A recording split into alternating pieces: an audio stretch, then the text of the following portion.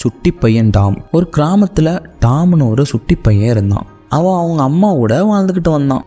எப்பவுமே சேட்டை செஞ்சுக்கிட்டே இருப்பான். சேட்டை செஞ்சு வீட்டுக்குள்ள எங்கேயாவது போய் ஒளிஞ்சுக்கிடுவான். அவனை தேடி கண்டுபிடிக்கிறதே அவங்க அம்மாவுக்கு ஒரு பெரிய வேலையா இருந்துச்சான். ஒரு நாள் டாமை காணோன்னு வீடு முழுவதும் தேடினாங்க. எங்க தேடியும் அவன் கிடைக்கவே இல்லை. அப்போதான் ஜாம் பாட்டில எடுத்துக்கிட்டு எல்லாத்தையும் தின்னுக்கிட்டு மெதுவா வெளியே வந்தான் டாம்.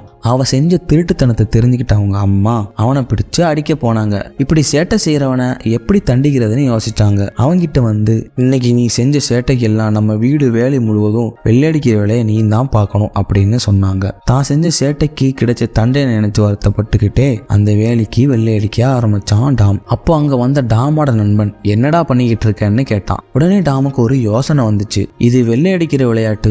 இந்த வேலையை செய்யறதுக்கு எங்க அம்மாவுக்கு நான் சேர்த்து வச்சிருந்த காசு எல்லாத்தையும் கொடுத்து இதுக்கு அனுமதி வாங்கியிருக்கேன் அப்படின்னு சொன்னான். அதுக்கு ஆச்சரியமா பார்த்த அந்த பையன், நானும் வெள்ளையடிக்கவான்னு கேட்டான்.